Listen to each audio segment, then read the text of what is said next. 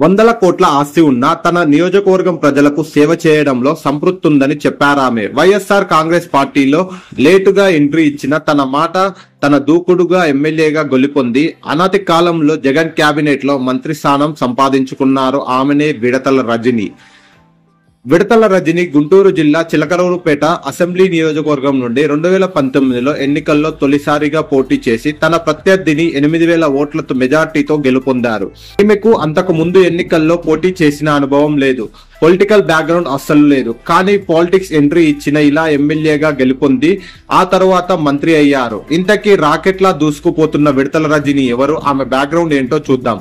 1990 June 24న తెలంగాణలోని యాదగిరి జిల్లా భువనగిరి తుర్కపల్లి మండలంలో కొండాపూరు గ్రామంలో జన్మించారు విడతల రజని.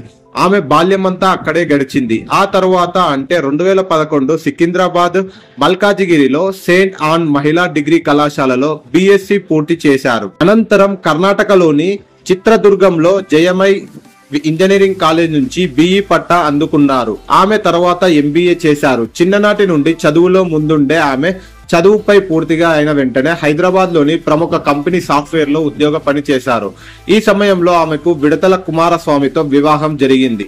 వీరికి 2 పిల్లలు. అమెరికాలో స్థిరపడ్డారు. వీరు ఇక్కడ సాఫ్ట్వేర్ కంపెనీ ఏర్పాటు చేసి 100 మందికి ఉపాధి కల్పిస్తున్నారు.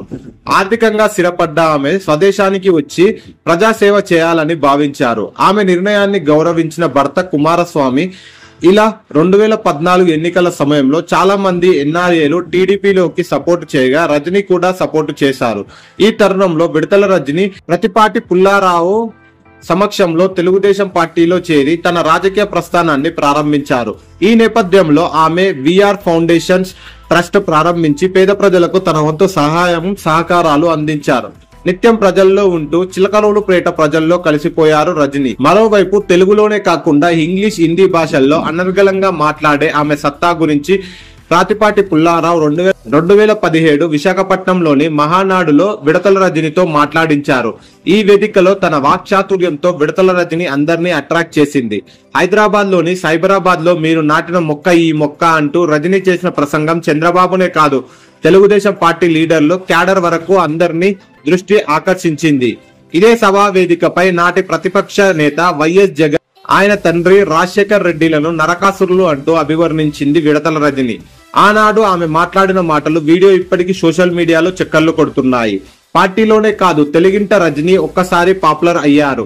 ఇలా ఓవర్ నైట్ స్టార్ గా మారిన ఆమె 2019 ఎన్నికల్లో ఎమ్మెల్యే సీటు ఇవ్వాలని తనకు విఆర్ ఫౌండేషన్స్ పేరిట ఎన్నో సేవా కార్యక్రమాలు చేస్తున్నానని తనకు చిలకలూరిపేట నుండి తనకు టికెట్ ఇవ్వాలని అధిష్టానాన్ని కోరారామె. కానీ టీడీపీ అధినేత చంద్రబాబు కేబినెట్ లో మంత్రిగా ఉన్న పుల్లారావుని కాదని తనకు సీటు ఇవ్వలేనని క్లియర్ గా కట్ చెప్పేశారు చంద్రబాబు. దీంతో రాజకీయంగా భవిష్యత్తు టీడీపీ సరైన వేదిక కాదని భావించింది ఆమె. ఈ తరుణంలో రాజకీయంగా కీలక నిర్ణయం తీసుకున్నారు రజని. పాదయాత్ర చేస్తూ ప్రజా సమస్యలపై గొంతు ఎత్తిన ప్రతిపక్ష నేత వైఎస్ జగన్ పార్టీలో చేరారు భావించింది. పాదయాత్ర సమయంలో విజయవాడలో జగన్మోహన్ రెడ్డిని కలిసి ఆమె వైసీపీ కండువా కప్పుకొని ఫ్యాన్స్ పార్టీలో తిరిగింది. 2019 ఎన్నికల్లో చిలకలూరిపేట నియోజకవర్గం నుంచి వైసీపీ అభ్యర్థిగా పోటీ చేసి ఆమె టీడీపీ అభ్యర్థి ప్రాతిపాటి పుల్లారావుపై 8,000 ఓట్ల మెజార్టీతో గెలుపొందారు. ఇలా పోటీ చేసిన తొలి ఎన్నికల్లో వైఎస్ఆర్ కాంగ్రెస్ పార్టీలో విజయ డంక మోగించారు.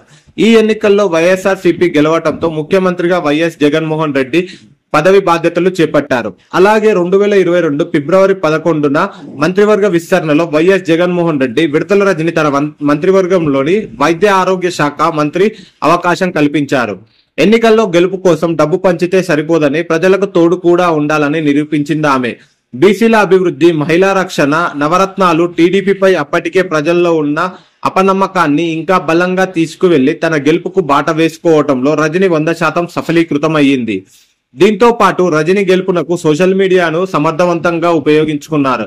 తొలిసారి బీసీ మహిళా ఎమ్మెల్యేగా అయిన విడతల రజని చరిత్ర సృష్టించారు. ఆమె ఆరోగ్య శాఖ మంత్రిగా బాధ్యతలు స్వీకరించిన తర్వాత గవర్నమెంట్ ఆసుపత్రులను మరింత బలోపేతం చేశారు. మంత్రిగా వచ్చిన తర్వాత ఆమె వైద్య ఆరోగ్య రంగంలో 2వ నేషనల్ అవార్డులు అందుకున్నారు.